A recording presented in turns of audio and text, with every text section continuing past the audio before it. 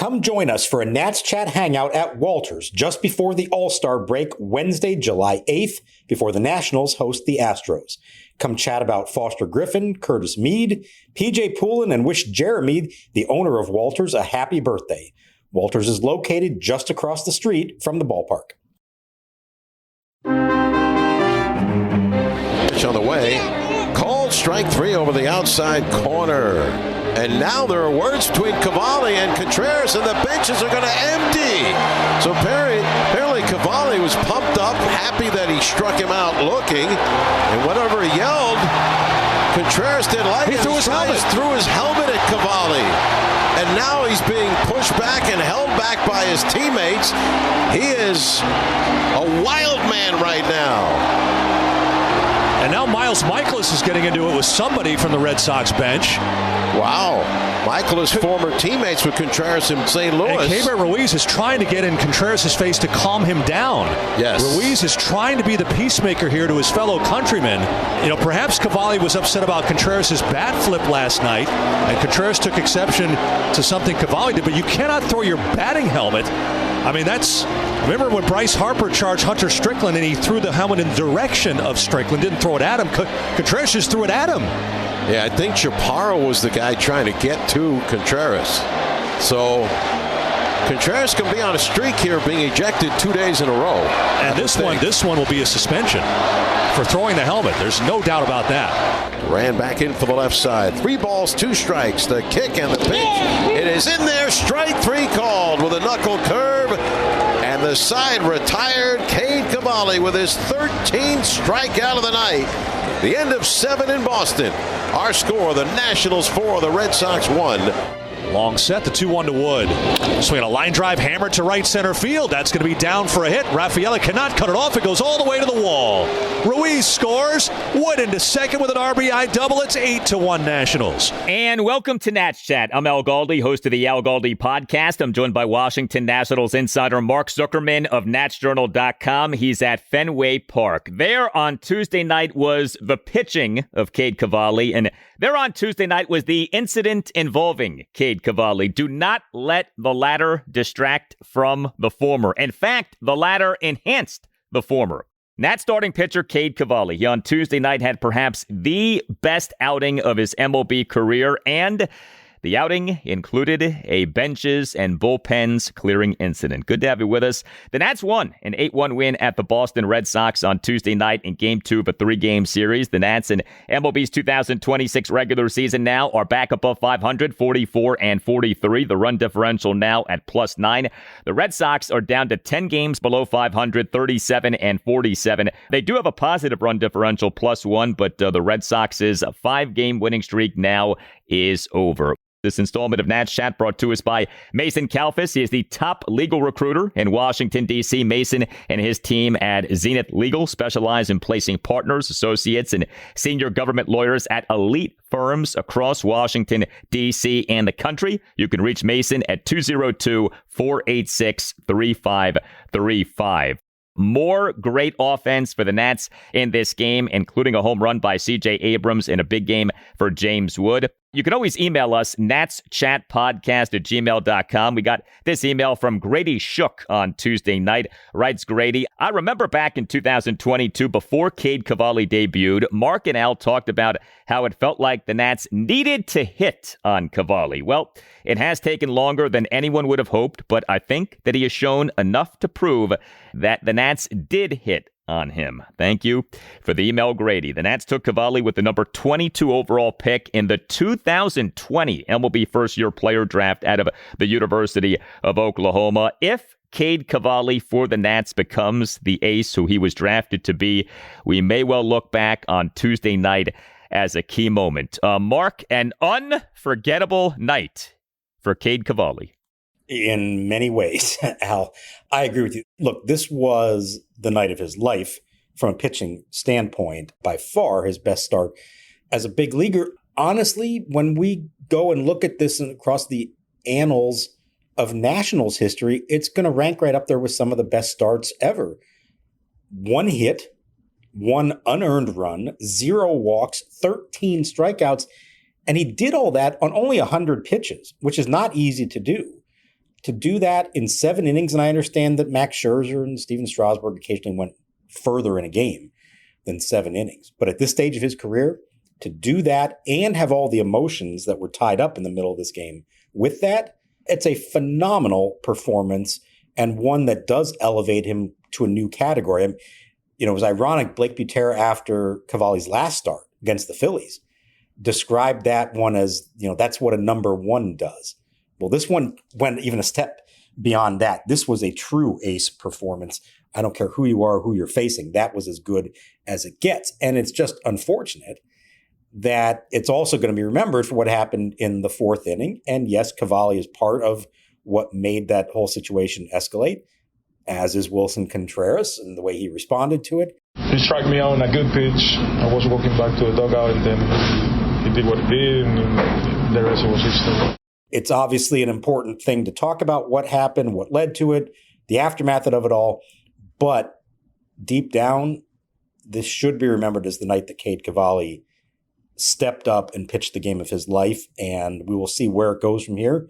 But it's not hard to think that this was a major step forward for him and maybe a turning point in his career. And he pitched well after the incident. He did not let the incident get to him. He did not let the incident derail him. Cade Cavalli perhaps was empowered by the incident, but he kept plugging along after what happened in that bottom of the 4th. So yeah, the final line, just superb. 1 run, unearned, 7 innings, 13 strikeouts, no walks, just 1 hit allowed, which was a double to the first batter he faced. 100 pitches, 73 of which were strikes, just 27 balls. Cavalli became the first Nats pitcher to have at least 7 innings pitched, record at least 10 strikeouts, and allow no more than 1 hit in a regular season game since Max Scherzer on April 14th, 2018. Cavalli on Tuesday night was Maxian, was Scherzerian with what Cavalli did at Fenway Park. The run that he allowed, bottom of the 1st, an unearned run on a leadoff opposite field double by Anthony Siegler to the left field corner on an 0-2 pitch, and a 2-out fielding error by third baseman Curtis Mead. That double, the only hit by Boston off Cavalli in this game. And then the incident. So Cavalli tossed a perfect bottom of the 4th, during which he got the second out via a cold strikeout of Willson Contreras. Cavalli, after the cold strike 3, was talking trash to Contreras, talking a little smack to Contreras. Then Contreras began talking to Cavalli. Then the two walked toward each other. Then Contreras ran toward Cavalli, and Contreras threw his batting helmet at Cavalli, although the helmet ended up being thrown at Nats first baseman Andres Chaparro. Cavalli and Contreras were separated. No punches were thrown, at least between Cavalli and Contreras, but benches and bullpens emptied. Ejected in all of this were Contreras, Red Sox outfielder Nate Eaton, and Nats starting pitcher Miles Mikolas. And we could do like an hour on that. That Miles Mikolas in his age 37 season gets tossed in this incident. Just outstanding. It's the middle of the season. You got 2 teams that are, fighting for spots moving up. I don't know if we call this a brawl. I wouldn't really call this a brawl. I feel like this was more an incident, but it got nasty. I mean, Contreras throwing the batting helmet, that's a nasty thing for Contreras to do. Now, a few things in terms of backstory here. So Contreras had nearly bumped into Cavalli as the two guys made their way off the field at the end of the first inning. So there was that. Also, Contreras, remember, homered on Monday night. Contreras in the Nats 6-3 loss at the Red Sox on Monday night in a 4-run first for Boston had a went-out 3-run homer over the Green Monster in left field on a 1-2 pitch. And Contreras, in hitting the homer, launched his bat into the air and, shall we say, took his time getting to first base. Look, it's very simple, I think. I have no problem with guys showboating off homers, okay? But if you're going to dish it out, you got to be able to take it. And yes, Cavalli was talking some smack after that strikeout. There's no question about that. But, Contreras had showboated in the previous game. Presumably, that's why Cavalli did what he did. And so if you're going to dish it out, you got to be able to take it. And I thought that Contreras doing what he did, sprinting toward Cavalli, throwing the helmet at Cavalli, I thought that was way overboard. But this was obviously a big topic during postgame. You talked to a lot of people. What's your assessment of what went down? There's a lot to it. You gave a lot of the background. I'll even add more than that, which is, remember, Contreras also got ejected from Monday night's game for taunting the first base umpire with sort of a mock tap of the helmet on a check swing call, as if to say, hey, why don't you video review that, which of course you can't do. There's also, and this is very unfortunate, but it has to be stated, that Contreras, who's from Venezuela, as are many big league players, has been going through an incredibly emotional week after the earthquake there, and he has spoken passionately about all this, how it has affected his family, his friends. Earlier in the day, Major League Baseball and the Players Union announced they're sending $1 million to the Red Cross to help with the efforts there, and Contreras has been front and center in talking about how much he wants to do to help his home country. So, point being, this guy has a lot of emotion running through him right now, and not to excuse any of his actions, but you can maybe understand that this is more than just what just happened on a baseball field in one singular moment. I think it was a lot of stuff that probably built up over several days that led to this. Now, the first inning thing, Contreras is on second base. The final out is made. He rounds third. Now he's got to jog back to the first base dugout as Cavalli's walking off the mound. And it looked like Contreras really went out of his way to run right at Cavalli. And Cade sort of stopped. He was kind of wondering, like, what's going on here? And he sort of like tried to back off, like whatever, said that Contreras brushed him and then kept going. I don't know if you guys saw what he did in the first inning. I'm walking off the field. It's just part of the game. We have respect for each other. I have extreme respect for him. My heart goes out to Venezuela. I understand what he's going through. It breaks my heart what he's going through, but there's a certain level of respect that you have for other players, and I have respect for him. But you don't run by me and just brush me going off the field. It's just not something you do in this game. And I didn't say anything in the moment. According to Contreras, and I believe Chad Tracy said the same afterwards, that Contreras apologized for that part of the incident. Not really. I apologize. Like felt something and then I turned around. I was like, my fault. I was like, nothing. It's like, if you think that wasn't perfect, that was nothing. But that was just accidental. Yeah, accidental. It's like I never had a problem with them. I don't know if he saw it, turned around after everybody saw, hey, sorry, my bad. I didn't mean to do that. Like, was looking at back there and holding his hands up like I didn't mean to do that. So I have no idea if that was part of it, but that wasn't intentional. He was trying to get his attention, like, sorry, I didn't mean to do that. Cavalli, when asked if there was any apology, anything was said, he said, no, I never heard anything. Yeah, I'm walking off the field. I stop, and he obviously sees me and just gets as close as he can, brushes me with his arm. It's just a weird thing, and I was just caught off guard by it. He said, she said, who knows exactly what happened there. But that's a little bit of, the setup for all this. On the strikeout, Cavalli, an emotional guy, he's having a great game. He strikes out the guy on a big pitch, and he says, sit down. And by all accounts, it looks like he said, sit down, boy. The comment made, sit down, boy, at the top of your lungs was part of what caused that to happen. And I think that one word, unfortunately, is where this all comes to a head.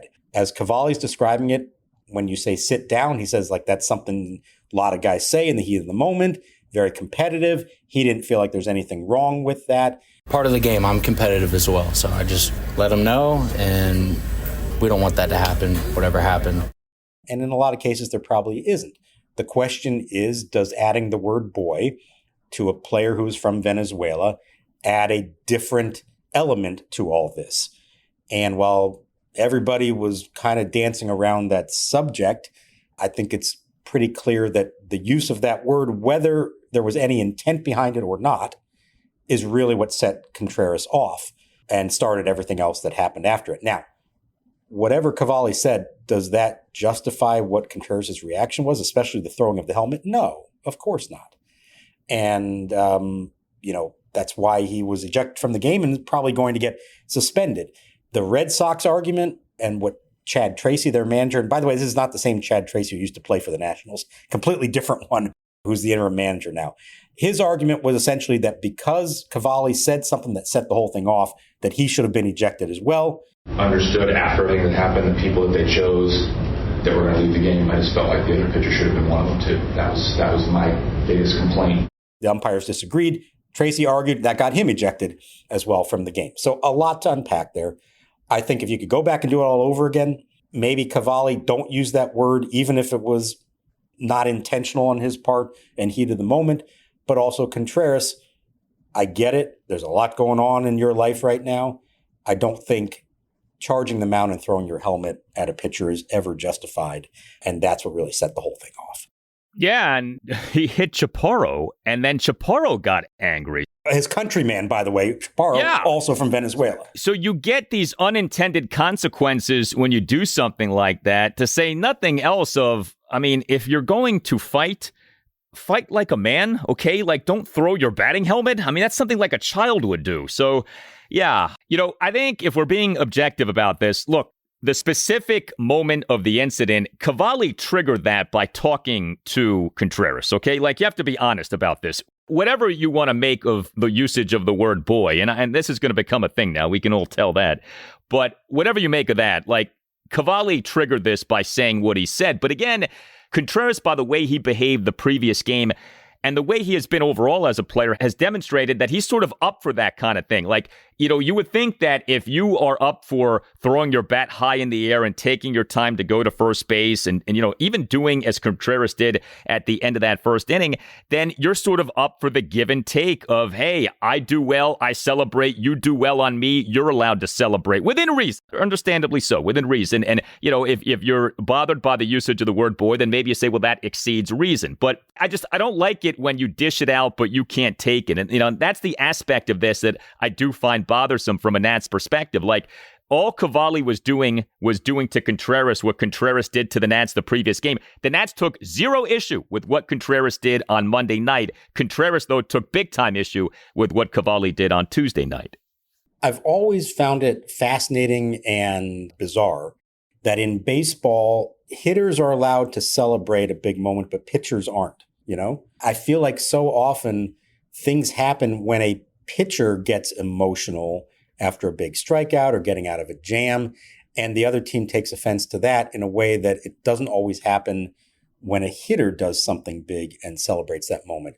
If you're allowed to bat flip, if you're allowed to take your time around the bases, then as a pitcher, you should be allowed to celebrate a big strikeout, right? Now, again, within reason, you're not supposed to taunt the other team, and that's where this gets into a little bit of a gray area. And I would hope that Cade Cavalli, as he contemplates all this, might say to himself, okay, I could handle that just a tiny bit better next time. But I don't think you can fault him for having emotions in the moment of a big strikeout against a guy who, as you said, was dishing it out himself. And a couple innings earlier had a little brush with him as well. So we'll see. I would imagine, knowing all the people involved, at least on the national side, that they're going to brush it off, just like they brush off everything that happens this year, and come back tomorrow and not make a big deal of it. I don't think there's any carryover effect. I would hope there isn't any carryover effect. I was glad to see that nothing else happened the rest of the game after that. The umpires actually did a pretty good job. After the ejections, they issued warnings to make sure nobody threw at anybody else. I would hope there's nothing that comes out of the game, on Wednesday. I also want to point out, and kudos to Cade Ruiz, who was the ultimate peacemaker throughout this whole thing. He went for Contreras, and not in an antagonistic way, but in a calm you down kind of way. He's a fellow Venezuelan. He said they're not necessarily close friends, but they know each other, both being catchers from that country. And you could see that Cabert was really trying to diffuse the situation and explain to Contreras that he didn't need to lose his cool like that. So I thought that was a big moment for Ruiz. And, I'll just say, like, the last time the Nats were involved in anything like this, a few years ago in San Diego, Jerks and Profar and Mackenzie Gore. Remember, Ruiz was a big part of that as well, saying something the day after it all happened, and that set off Profar. So maybe a little different now from Ruiz. And certainly as we get back to the actual game part of this, way better job by Cavalli of responding to that than Mackenzie Gore responded to the situation then. Remember, he fell apart after that and lost the game. And to me, the most impressive thing out of it all is the way that Cavalli shrugged it off. He calmed down. There was plenty of time during the delay, and he went out there and he pitched the game of his life and did not allow another batter to reach base after that. Cavalli was superb. I mean, cannot say enough good things about what he did in this game. And that's why that, to me, is the number one takeaway from this game. The incident is juicy. The incident deserves discussion. But long-term, bigger picture, what Cavalli did and is doing just tremendous. I mean, he on Tuesday night pitched and persevered like an ace. Like, this is what you want to see. His overall numbers now here, 18 games, all starts, ERA 3.69, whip 133. His strikeouts per 9 innings up to 10.16. Yeah, there was a lot going on, of course. And to be able to move forward from that and settle his emotions a bit and pitch the way he did against that lineup and get us through 7 innings, he threw the ball really well. He's doing all of this despite some unluckiness in terms of the variance of the batted ball. His BABIP allowed, the batting average on balls in play allowed, is 341. A league average is around 300. So he's being victimized by some bad luck, and yet still he is doing as he is doing. Just to put a capper, though, on the incident, Miles Mikolas, age 37 season, the only Nats player ejected. I find that hysterical, but do we know why exactly he got ejected? Yeah, he did get into it with Nate Eaton of the Red Sox, and the two of them were thrown out. They, I don't know how to describe it, were wrestling and kind of, I think Mikolas got the best of him and kind of took him down a little bit. I don't know what specifically set that off other than, you know, Mikolas was one of the first ones out there to stand up for his teammate. And in the tussling, you know, he and Eaton get into it.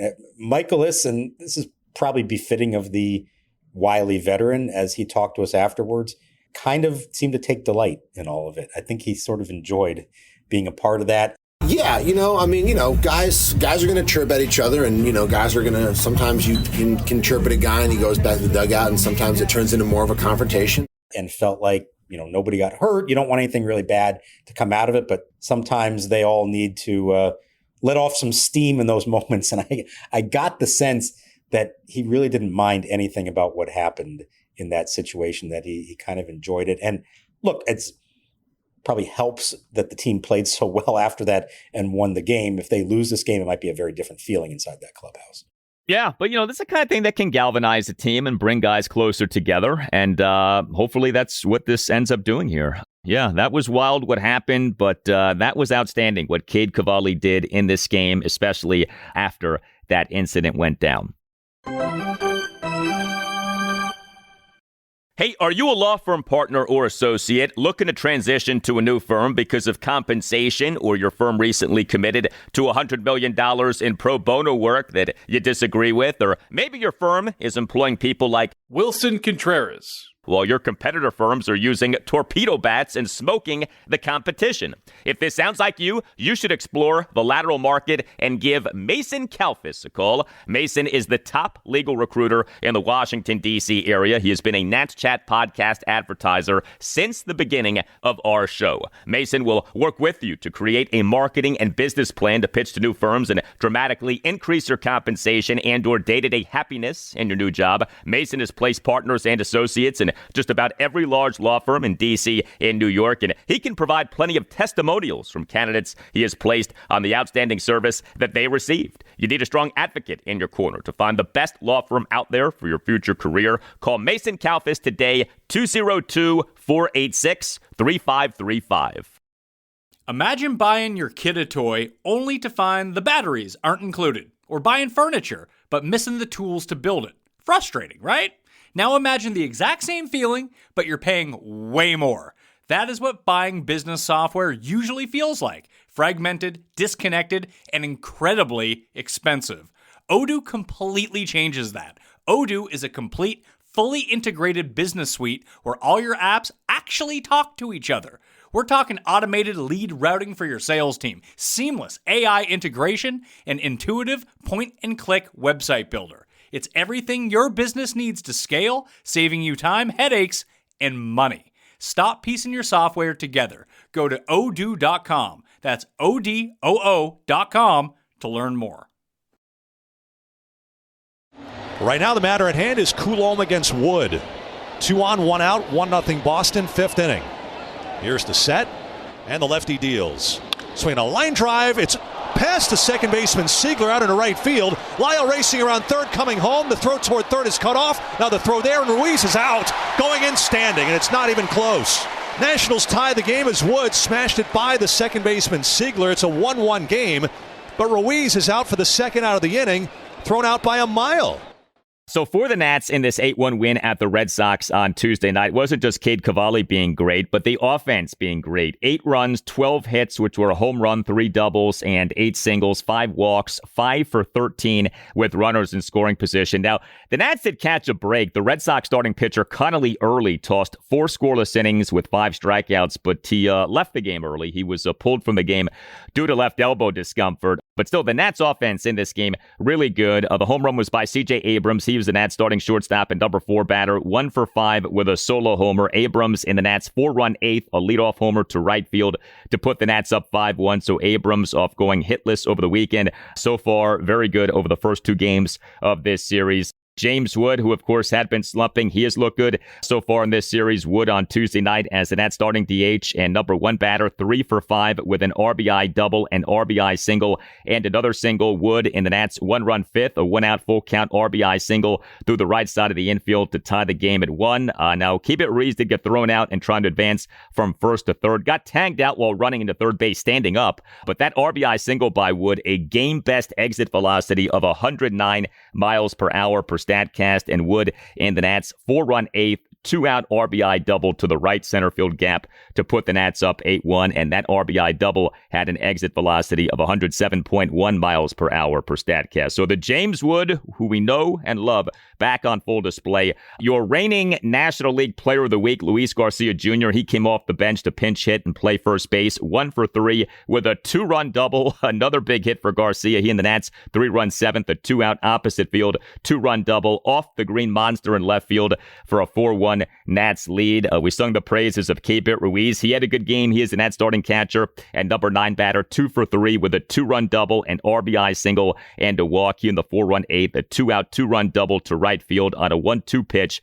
for a 7-1 Nats lead. You know, you look at these guys, Abrams, Wood, Garcia, Ruiz, 4 guys who've been so key for the Nats, especially over, say, these last 2 months, and all coming through big in this game. So, to me, the most underrated part of this game is what they did offensively there. Not just taking the lead, not just adding on, but putting the game out of reach. Because there's another scenario when it's still close that you're thinking, after all this, they're going to have to go to their bullpen to try to close it out. And can you imagine what that would have been like if they had a slim lead going into the 8th and then 9th innings? And because the offense poured it on there at the end, that wiped out really any thought of that. And it was a nice, comfortable finish for them, which I think was important given the way that this game went. James Wood is back. Okay. The last 3 games, really, he didn't have the results in Baltimore, but he had good quality at bats.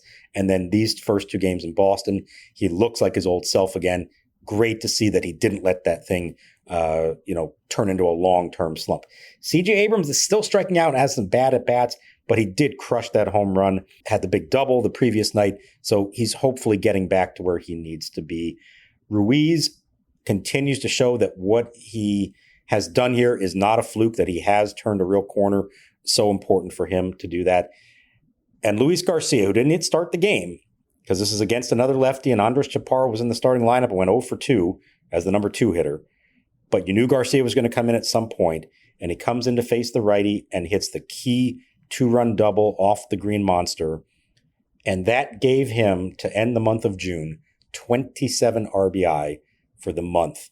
Do the math, 6 months in a season. If you did that 27 RBI for 6 months, that's 162 for a whole season. This was a tremendous month for Garcia. It's the home runs, yes, but also the clutch hits to drive in runs.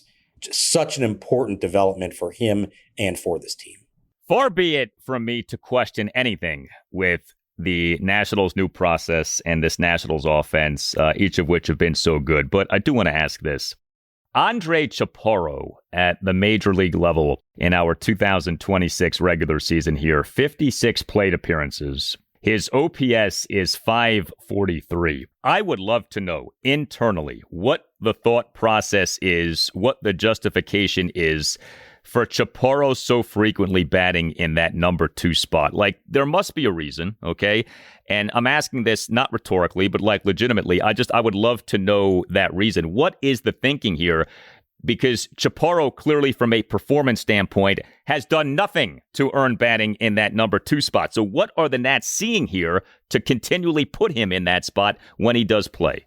So I've asked versions of that here for a little while. And essentially the answer is this, is that it's less about him himself and more about two things: splitting up the left-handed bats that are in the top of the lineup and understanding that in all likelihood, once the bullpen for the other team brings in a right-hander, that Garcia is going to replace him.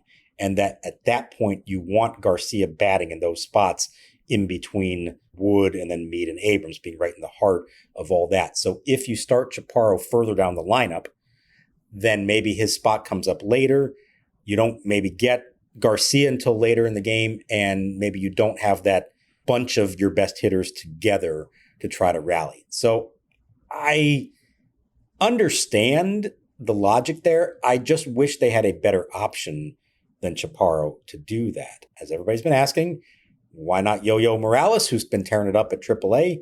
Maybe we will see that at some point, but as a reminder, he's not on the 40-man roster. He, by all accounts, the peripherals around those great numbers are maybe a little more questionable, and there's always been this thought that he's not quite as good as the numbers look. He's also a rookie who's never played in the big league, so who knows how he would do up here. And the reason that Garcia is not starting more against lefties, so he did the other night for only the third time this year. He went 0 for 2 against the lefty in that game. The reason for that is essentially they don't just want to have him play every day against lefties until he has kind of proven that he can do something. And they don't want to put him against tough lefties like Early, who they don't think he's going to have success against. So there was a calculated decision to have him on Monday based on who it was facing, not so much in this game against Early. The reason that Garcia had such a great month, arguably, is because he was in really favorable matchups, usually against right-handers. So I get all that. I think the answer here is essentially you'd love for them to have a better option from the right-handed side than Andres Chaparro. And if not, maybe just moving him down a few spots. Like, could Dylan Cruz bat second? Could Curtis Meade bat second? I feel like there are some other options at this point that might be a little better. But I guess the argument would just be it's not so much about what they start the game with, and it's more about making sure they have the right guys in the right spots later in the game. No, I get it. It's just that, before you have later in the game, you have earlier in the game, and you have the middle portion of the game. So you have innings that matter in which, Chaparro's coming up to bat, and he's just not doing much in his opportunities here. Al Galdi here to tell you about Window Nation. But before that, the Window Nation look into the future. King has a decent lead. He's not running. The pitch is drilled towards center. Back goes Baroa. Still back he goes. It's over his head, and it thumps off the fence. King will score no problem. It's a double off the wall in center for Yo-Yo. Hey, Al Galdi here for Window Nation. If you're using chat to research your next home improvement project, forget the prompts. We've got all the details on a company that you can trust. For replacement windows and doors without the hassle, just look up Window Nation. Window Nation is the real deal. Homeowners across the country love the one-day installation process, especially since Window Nation installers leave your home cleaner than when they started. And this month, you can get 50% off all window styles, plus 0 down, 0 interest, and no payments for 2 years. That's a lot of savings on top of quality windows and doors. 866-90NATION or windownation.com, and tell Window Nation that you want the deal that you heard about from Al Galdi on the Nats Chat podcast. And did I mention that Window Nation backs each window with a lifetime transferable warranty? That's on top of team members double and triple checking their work from initial measurements to final installation. Reach out to Window Nation to get the windows featured on HGTV's Designing Spaces. And don't forget, this month, you can save 50% on all window styles, plus 0 down, 0 interest, and no payments until 2028. Get a free quote at windownation.com. 866-90NATION or windownation.com. Window Nation, the real deal when it comes to replacement windows and doors. 866-90NATION, windownation.com, and tell Window Nation that you want the deal that you heard about from Al Galdi on the Nats Chat podcast. Here's the pitch. Swing a long drive, right center field. Back goes Abreu to the wall, and it's gone. Down into the Nationals bullpen, a home run for C.J. Abrams. And the Nationals tack onto their lead. It's 5-1. Home run number 18 for C.J. He blasts the changeup from Canely into the back corner of the bullpen. The Nats relief pitching in this 8-1 win at the Red Sox on Tuesday night was good. Two Nats relievers combined for 2 scoreless innings. Orlando Revolta, a scoreless bottom of the 8th, despite beginning that half inning by giving up back-to-back singles. And Zach Kent tossed a scoreless bottom of the 9th. Did you find it notable that Revolta, who had a bad month of June and who had been one of the Nats' best relievers, was deployed for basically garbage time duty here in this game, that he was the one pitching the 8th? Should we take meaning from that? Maybe a little bit. There was a point when the game was still close that Brad Lord was starting to warm up. And I thought, okay, if it's like a 2-1 game, then it might just be Lord to try to close it out. Once they expanded the lead, that's when Revolta came in. And then once they really expanded it, that's when Kent came in to pitch the 9th. Revolta probably was a little bit of need of a bounce back, a little soft landing. And maybe this was that and can help him get back on track. I don't know right now with this team that there's really anybody that you can say they clearly deserve the highest leverage spots over others. I think they all are in need of some bounce back games, but there was probably a little bit of calculation to it. I think right now it's probably Lord and Beater and maybe Poulin from the left side that they're most comfortable with in big spots. And maybe Revolta does need to reestablish himself a little bit before he's lumped in with those same guys again. Well, some unfortunate news, although not unexpected news. Blake Butera on Tuesday afternoon during his pregame session with you guys said that relief pitcher Mitchell Parker has a grade 3 UCL sprain in his left elbow and does likely need UCL surgery. Unfortunate news, grade 3 UCL sprain. Yeah, he'll be done for a while.